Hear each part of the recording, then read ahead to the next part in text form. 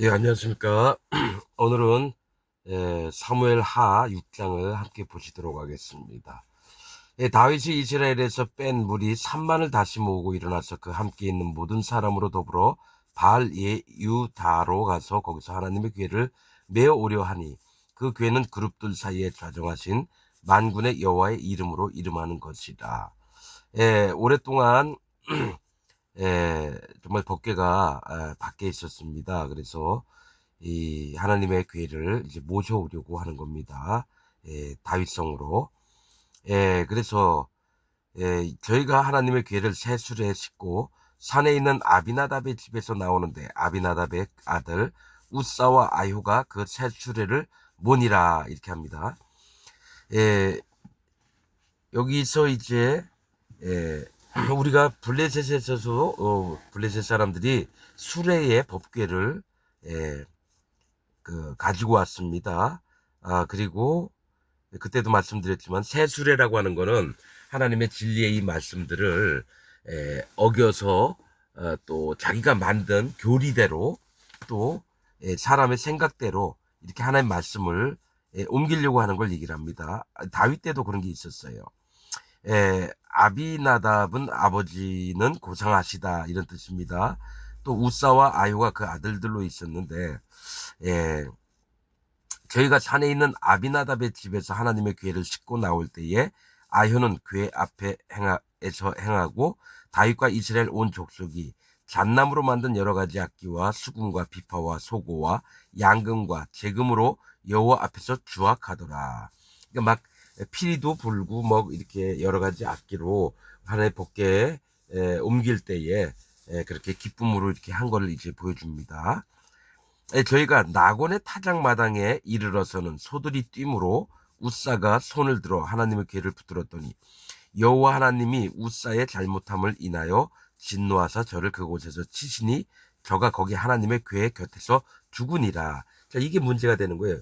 사실은 하나님이 언약궤는 반드시 제사장들이 그 어깨에 고아자손이 그 어깨에 메고 사실은 이동을 해야 되는데 새 수레에 이제 맸다는 것부터 사실은 잘못됐죠. 이게 하나님의 진리의 이 말씀들을 하나님을 모실 때에 자기가 만들어 놓은 교리나 이 자기의 생각이나 자기 옳음, 기준 이런 것들로 하나님을 섬기면 안 됩니다. 반드시 하나님이 지정하신 하나님의 일꾼들의 어깨를 통해서 말씀이 전파되고 이래야 되는데 하나님의 말씀이 옮겨지거나 전파되는 것은 뭡니까? 자기 교리, 기독교 교리로 되는 게 아닙니다, 여러분. 반드시 진리의 말씀이 무엇인지를 아는 하나님의 종들의 어깨를 통해서 하나님의 말씀이 움직여지는 걸 얘기를 합니다. 그런데 이제 어떤 얘기를 하시는 거냐면은 낙원의 타작마당에 이르러서는이라고 했다는 거예요. 낙원이라고 하는 뜻은 이 견고함이고 타작마당은 심판을 얘기를 합니다. 계속 얘기했죠. 포도주 틀이나 타작마당 같은 건 하나님의 마지막 심판하시는 그때를 이제 보는 거죠. 그래서 하나님의 심판은 견고한데 나작의 타작마당 하나님의 심판은 견고한데 어떤 자들이 죽임을 당하게 됐냐면은 우사는 능력이라고 하는 뜻입니다. 능력. 힘이 좋고 뭡니까? 할 수 있는 게 많은 자들. 즉 이 땅에 지금 기독교 목사들한테 하는 얘기입니다, 이게. 우사가 타작마당에서 소가 이렇게 뭡니까?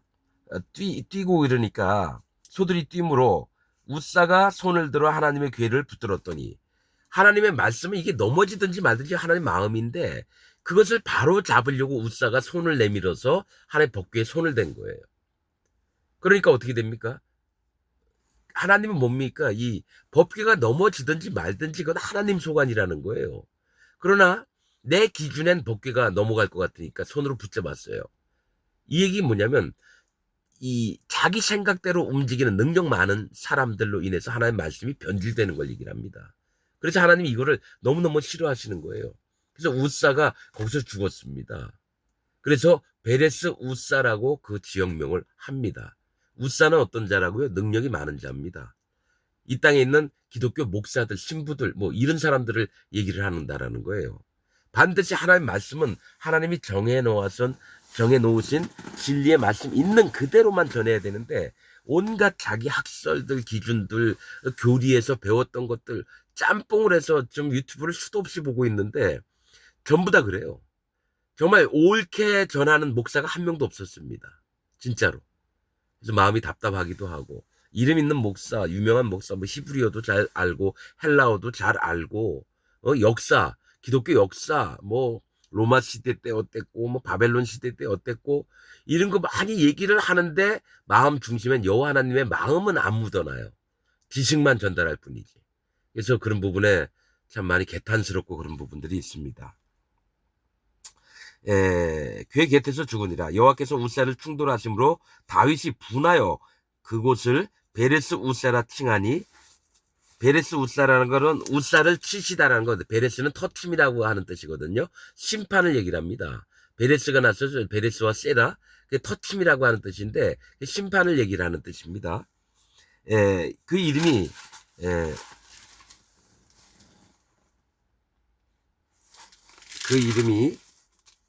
오늘까지 이르느니라. 다윗이 그날에 여호와를 두려워하여 가로되 여호와의 궤가 어찌 내게로 오리오 하고 여호와의 궤를 옮겨 다윗성 자기에게로 메어 가기를 즐겨하지 아니하고 치우쳐 가드 사람 오벳 에돔의 집으로 메어 간지라. 여호와의 궤가 가드 사람 오벳 에돔의 집에 석 달을 있었는데 여호와께서 오벳 에돔과 그 온 집에 복을 주시니라. 이상하죠? 아미나답 집에 있다가 이제 우사가 죽어서 다윗이 그 우사가 죽는 걸 보고 너무 두려워가지고 그 법궤를 오벳 에돔 집에 뒀다라는 건데, 가드 사람이라고 하는 거는 몸에 블레셋 사람이에요. 가드는 포도주 틀이에요. 아까 나곤의 타작마당 얘기했죠. 가드도 뜻이 포도주 틀입니다. 그러니까 타작마당은 이제 곡식을 베어서 터는 거, 하나님에 속한 구원받을 자인가 아닌 자를 털어보는 곳을 타작마당이라고 얘기하고요. 포도주 틀은 포도송이를 따서 틀 안에 밟고 누워서 밟으면 그 밑에 포도즙들이 막 흘러나옵니다. 이것 또한 심판대를 얘기를 하는 거거든요. 가드 사람 오벳 에돔, 오벳 에돔인데 오벳이라고 하는 뜻은 종이라고 하는 뜻이고요. 에돔은 불다. 즉 오벳 에돔은 그러니까 에돔의 종이라고 하는 뜻입니다. 에돔은 누구냐면은 에서의 별명이에요. 에돔 땅에 에돔 나라가 있습니다. 에서에 속한 나라죠. 근데 거기서 종이 됐다라는 거죠. 즉 불다라고 하는 건 심판받을 자들을 얘기를 해요. 피 흘릴 자들. 그래서 에돔의 종은 뭐면 그 밑에 있던 애굽에 있던 종 같은 자들을 얘기를 하는 거예요. 심판받을 자의 그 종으로 있어도 하나님이 건져내셔서 하나님이 구원을 베푸시고 이런 자들입니다. 근데 이제 오벳 에돔은 뭐가 있냐면은 그 마음이 하나님의 심판, 나는 심판당할 자입니다. 마음으로 인정하고 여호와 하나님 앞에 무릎을 꿇는 자들의 세계를 오벳 에돔이라고 부릅니다. 그리고 누구죠? 다말, 룻 있잖아요. 모압 여인 룻이 보아스하고 난 그 아들이 오벳입니다. 오벳. 그것도 종이라고 하는 뜻입니다. 받침이 디귿과 시옷 차인데 둘 다 종이라고 하는 뜻입니다. 그러니까 종된 마음, 여호와 하나님 앞에 종된 마음으로 하나님 나 좀 건져주세요. 저를 자유롭게 또 하나님 해방을 시켜주시고 하나님의 오직 건지심이 필요합니다. 이런 마음을 가진 자들이 오벳이라고 하는 뜻입니다. 근데 오벳 에돔의 집에 들어간지라. 나중에 보면은 성막을 지키는 지키는 자들의 문지기 중에 오벳 에돔이 여러 대입니다, 여러분. 그래서 하나님의 구원을 얻은 자, 그러니까 가드 사람이라는 건 하나님 포도주 틀, 나는 심판받을 자입니다. 마음으로 인정하고 하나님 앞에 나는 종된 자입니다. 하나님 제발 나 좀 구원해 주세요. 이런 마음을 가진 자들이 여호와 하나님 앞에 구원을 입어서 그의 말씀이 그 집에 들어가니까, 진리가 그 마음에 들어가니까 하나님이 그에게 축복을 주셨다는 것을 지금 기록을 하고 있는 겁니다. 여호와의 궤가 가드 사람 오벳 에돔 집에 석 달이 있었는데, 석 달은 뭡니까? 삼자라는 거 뭐랬죠? 여호와 하나님, 예수 그리스도 하나님, 성령 하나님, 삼위일체 하나님, 거기에 하나님이 축복을 하셨다라는 거예요. 오벳 에돔과 그 온 집에 복을 주시니라 이렇게 했습니다.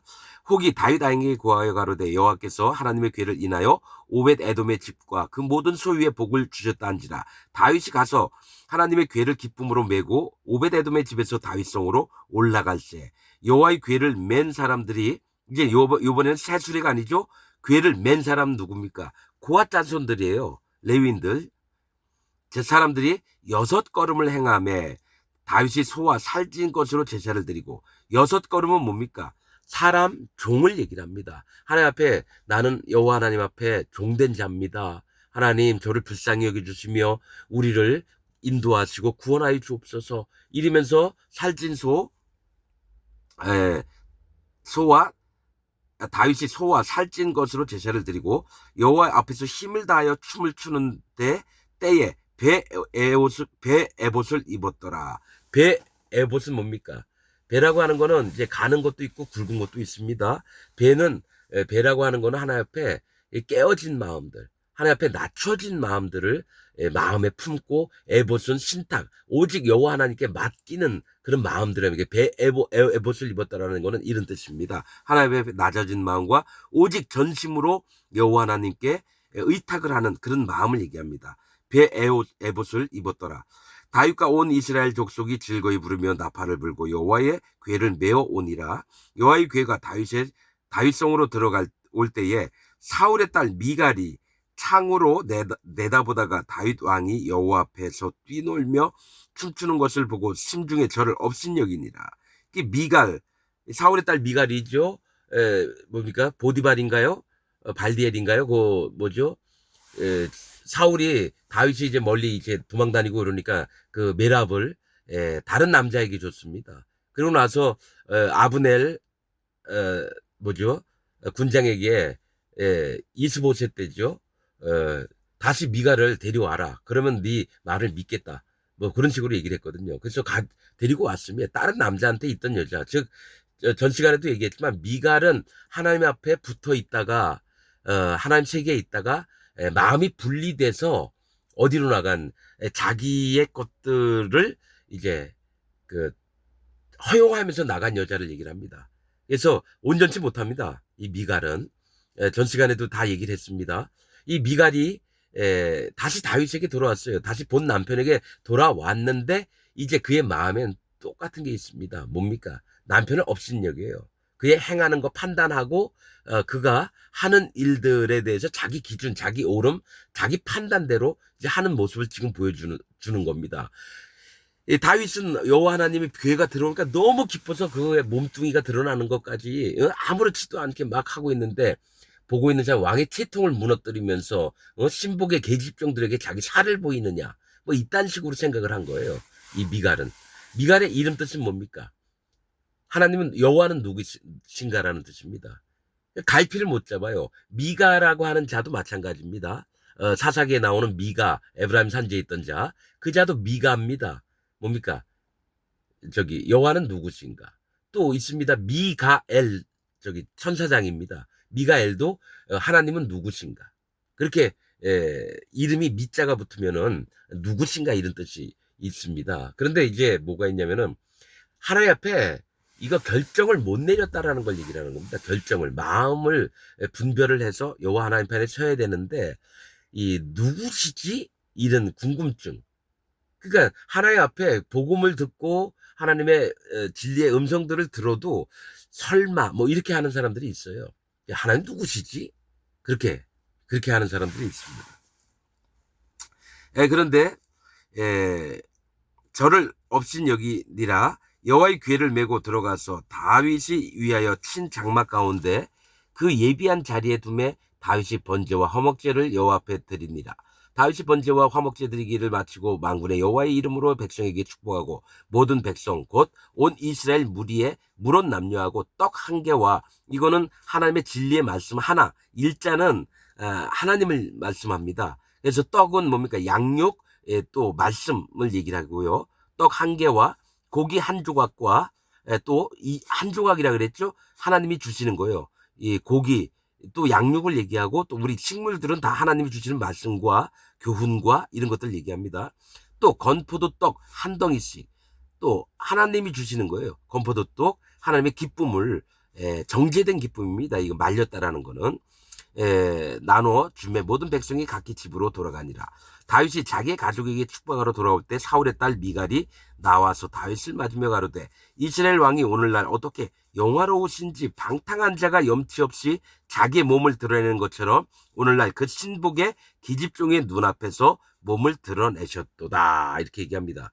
그러니까 다윗이 춤출 때에 신하들 그 계집들 계집종들의 눈에 이렇게 살갗이 막 드러내면서 막 철없이 막 춤추는 것 같으니까 이게 업신여기는 마음이 드는 거예요. 왜 채통을 못 지키느냐 이거죠. 다윗이 미갈에게 이르되, 그러니까 이게 어떤 거냐면요, 하나님을 안다고 하지만은 마음이 전적으로 여호와 하나님의 그 마음 속에 들어가지 않은 여자들, 즉 신부들은 어떻게 됩니까? 전부 다 여호와 하나님을 업신여기가 되어 있습니다. 자기는 아니라고 우기죠. 아닙니다. 저는 살아보면서 합니다. 살아보면서. 뭐가 있습니까? 여호와 하나님, 즉 남편 되신 하나님을 무시하는 게 있습니다. 그러니까 함부로 떠들고 그래요. 목사들이 그렇게 합니다. 목사들이. 하나님 말씀 분명히 아닌데도 막 강권하고 교인들한테 막 우기고 거꾸로 얘기를 하는 걸 난 너무 많이 봤어요. 진리의 말씀과 떠나서 바르게 살기 운동본부의 교회는 우리 죄 짓지 맙시다. 에? 그 다 좋은 얘기 같잖아요. 아닙니다. 하나님의 진리의 말씀은 너희는 죄를 지을 수밖에 없고 오로지 마음을 낮춰서 나에게 나오면 내가 너희 죄를 이미 용서해 놨고 그 다음에 새 마음을 주어서 너희를 다스리며 너희와 함께 할게. 하나님의 마음은 이런데 웬만한 목사들은 어떻게 설교를 하냐면 우리가 예수님을 믿고 하나님을 믿으면 우리가 하나님 마음에 합당한 생활을 합시다. 그러고 나선 우리가 죄를 짓고 싶더라도 마음을 꺾고 죄를 안 짓고 하나님 앞에 바른 삶을 삽시다. 바르게 살기 운동본부가 돼요. 교묘하게 비슷한 것 같죠? 아닙니다. 말씀 쫙 들어보면 이 사람이 율법의 의의를 이루려고 하는 자인가, 아니면 율법으로 말미암아 내가 100% 깨지고 여호와 하나님이 예수 그리스도 하나님의 모든 100%의 구원 안에 들어가 있는 자인가. 이게 여러분 구분이 됩니다. 하나님의 영이 있는 사람은 이건 구별을 하고요. 영이 없는 사람들은 구별을 전혀 못합니다. 자, 엇비슷하게 윤리적으로, 도덕적으로, 양심적으로 얘기하면, 그것도 맞구나. 이렇게 얘기하죠. 아니에요. 하나님은 윤리적으로, 도덕적으로, 양심적으로 절대로 못하게 합니다. 뭡니까? 오직 하나님의 명령과 규례와 법도에 있는 여호와 하나님의 순전한 마음, 있는 그대로를 하길 원합니다. 사람이 생각하는 율법과 또, 사람이 생각하는 도덕과 양심과 또 도덕심, 이런 것들, 여러분, 그런 거 아닙니다. 사람은 처음부터 똥하고 쓰레기입니다. 일평생 죄만 짓다가 죽는 게 인생입니다, 여러분. 이거를 자기 밑바닥까지 인정하는 자가 구원을 얻는 거고, 그걸 모르고 반만 인정하고 반만 이렇게 또 어느 정도 내가 하면 되겠지. 이게 천주교 믿음입니다. 로마 교황청에서부터 만들어낸 거짓교리라는 거죠. 그걸 기독교인들, 개신교인들도 똑같이 믿고 있는 게 천주교 교리 때문에 그랬습니다. 왜냐면 천주교와 개신교가 연합한 부분이 있거든요. 역사적으로. 그리고 그 교리들 계속해서 하나님 앞에 다 없애지 않고 그 천주교 교리 위에 새로운 교리들을 또 가미한 게 개신교입니다. 여러분, 이런 부분에 확실히 나누는 분들은 영의 사람들입니다.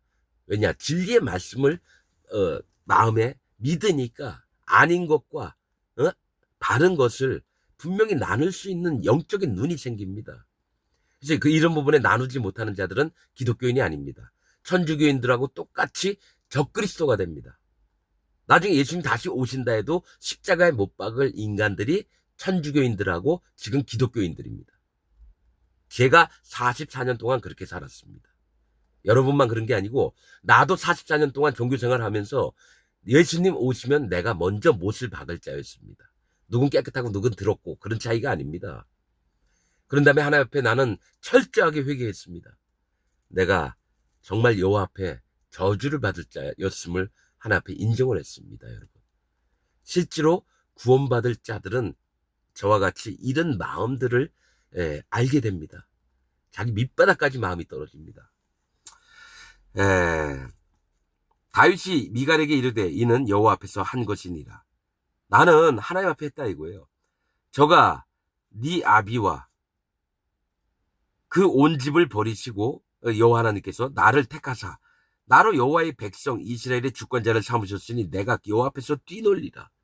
하나님이 너 이 집안을 버리고 나를 세우셨는데 나는 여호와 하나님 앞에 춤추면서 뛰어놀 수밖에 없지 않느냐, 이 얘기를 합니다. 내가 이보다 더 낮아져서 스스로 천하게 보일지라도 난 지금 것보다도 더 못난 모양을 보일 수 있다는 거예요. 하나님 앞에 내 마음을 올려드리고 내 마음을 표현한다면 난 이거보다 더 낮아질 수 있다는 겁니다. 예, 스스로 천하게 보일지라도 네가 말한 바 계집종에게는 내가 높임을 받으리라 한지라. 자, 보세요. 지금 교회에 있는 목사들은 어떡합니까? 조금이라도 낮추어지지 않으려고 합니다. 옷도 좋은 옷에, 좋은 양복에, 목소리도 거룩하게 내고 웃는 얼굴로. 저는 솔직히 막 찌그린 얼굴이에요. 44년 동안 죽도록 힘들게 살아왔기 때문에 얼굴이 막 쭈글쭈글합니다, 여러분. 웃음이 별로 없어요. 왜 그런지 아십니까? 그동안 너무 하나님만을 바라면서 사는데 거짓 종교 생활을 했기 때문에 막 찌그러지는 게 아직까지 이렇게, 예? 여러분, 그게 흔적이 너무 많이 남아있어요. 그래서 카메라 바를 한번 댔더니만 너무 이상한 사람 같아서 카메라 안 나오는 겁니다, 여러분. 화면 바를 대기가 부끄러울 정도로 못생기고 쭈글쭈글하고 그렇습니다. 그러나 이제는 마음에서는 완전한 평화와 자유와 여호와 하나님을 신뢰하는 그런 마음이 있기 때문에 마음만큼 좋습니다. 사람 외모 가지고 전 사람 안 봅니다. 예, 꼭 웃는다고 아주 뭐 좋은 인상이고 거룩한 인상이고 그런 거 아닙니다. 거룩은 여호와 앞에 속한 거고 또 거룩을 입은 자들의 마음은 마음이 거룩한 거지 외모가 거룩하게 보이는 건 아닙니다, 여러분. 마지막 절. 그러므로 사울의 딸 미갈이 죽는 날까지 자식이 없으니라. 이 얘기 뭐냐면요. 하나님 앞에 온전히 있었던 자들도 하나님을 떠나서 딴 데 가서 살잖아요. 그러면 어떤 일을 당하냐면요. 그에게는 영혼이 붙지 않습니다. 자식이 없었다는 건 영혼을 얘기하거든요. 그가 딴 남자의 아내가 됐다 다시 다윗에게 돌아왔어요. 그러나 그에게는 영혼이 안 붙습니다. 내가 이랬었어. 그래서 하나님 믿어야 돼. 예수님 믿어야 돼. 하나님 하신 일이 이런 일이야. 아무리 설명해도 영혼이 안 붙습니다. 왜 그럴까요? 지금 미가를 통해서 그런 걸 보여주시는 겁니다. 오직 여호와 앞에 순전하면서 그 마음의 정조를 지키고 이랬던 하나님의 종들과 하나님 백성들에게는 뭡니까? 하나님이 계속 함께해서 그에게 씨앗을 생기게 합니다. 씨가 생기게 합니다. 따라오는 영혼들이 있게 하고 그 마음에 긍휼함을 입는 영혼들을 발견하게 하는데 내가 여기 붙었다 저기 붙었다 하는 기독교인들 중에는 기독교인들은 아예 구원도 못 받았고요. 하나님에 속한 사람 중에서도 이건 영적인 겁니다. 이거는 사실은 제자 훈련을 시킬 때 하는 얘기입니다. 그러나 아예 대놓고 얘기하는 건 하나님의 세계가 그렇게 녹록지 않습니다. 나 그냥 예수님 믿었다고 하나님 믿었다고 나 구원받았다고 아닙니다. 하나님은 나누십니다. 누구에게 그 태를 열어서 생산을 하게 하시고 누구의 태를 닫는지 그래서 성경 말씀 볼 때마다 무서운 겁니다. 하나님이 얼마나 엄유하신지 얼마나 두려우신 하나님인지. 그래서 이런 얘기를 하니까 하나님 사랑의 하나님이신데 왜 두려움을 느껴요? 전 분명히 이런 질문을 받았습니다. 어느 집사한테. 이 사람 이 목사한테 잘못 배웠구나. 저는 알았죠. 그 말은 맞는 것 같죠? 아닙니다. 절대로 아닙니다. 먼저 하나님 앞에 경외하는 마음이 없으면 구원을 얻을 수가 없습니다. 그리고 거듭나고 하나님의 성령님이 마음에 오셨으면 더더욱더 하나님을 경외하고 두려움으로 떨며 또 그분을 존경하며 또 하나님께서는 그를 너무너무 이뻐하셔가지고 그 마음에 평강과 성령의 모든 열매를 주십니다. 이게 성령의 비밀인데 거짓 목사들은 어떻게 가르치냐면 하나님은 사랑이시니라. 이러니까 하나님을 어떻게 여기냐면 옆집 아저씨처럼 마음씨 좋은 아저씨처럼 믿게 만들어요. 모든 교인들에게. 저는 그분을 100% 할 수 있습니다. 얘기 좀 들어보면 알죠. 얘기 좀 들어보면 알죠. 하나님은 마음씨 좋은 옆집 아저씨가 아닙니다, 여러분. 그분은 우주를 만드시고 흙으로 나를 만드셨고 또 이 어둠이었던 나를 빛으로 인도하셔서 매일매일 눈물을 흘리시면서 나를 지켜보시며 어떻게든 나를 인도하셔서 하나님 나라에 가게끔 주무시지도 않고 졸지도 않으시면서 나를 지켜보신 정말 그 애가 나는 하나님의 마음을 압니다. 근데 그런 분한테 옆집 아이씨 마냥 대할 수 있어요? 하나님 사랑이시니까 왜 그렇게 하나님을 믿느냐? 우리 편하게 믿어야지. 그 얘기거든요. 거짓자들의 세계입니다. 그래서 저는 말 몇 마디였어요, 그게. 왜요? 하나님은 사랑이신데 왜 하나님을 두려워하면서 사세요? 그런 얘기를 하는 거예요. 그래서 그렇죠. 하나님 사랑이시죠. 거기서 싹 끊고 더 이상 얘기를 안 해줬습니다. 그 얘기는 아무리 많은 얘기를 해줘도요. 그 마음엔 진리가 안 들어갑니다. 난 수도 없이 목사들도 많이 만나봤고 장로들도 많이 만나봤고 평신도들도 많이 만나봤는데 여호와 하나님을 바로 아는 자가 한 명도 없었습니다. 거의 30년 넘게 해외에서 선교 활동 죽음을 무릅쓰고까지 했던 분도 만났는데 그 마음에 여호와 하나님이 안 계셨어요. 그래서 저는 아는 게 지금 기독교인들 중에 99.99%가 지옥 가겠구나. 이걸 서슴없이 얘기합니다. 내가 44년 동안 믿어온 방법, 진짜 순수하게 하나님을 쫓고 그랬는데 내가 거짓자인 것을 하나님이 알려주셨어요. 그래서 저는 아는 겁니다. 이렇게 믿으면 지옥 가는구나. 목숨을 걸고 하나님을 믿었는데도 지옥 가는구나. 이걸 알았다라는 거죠.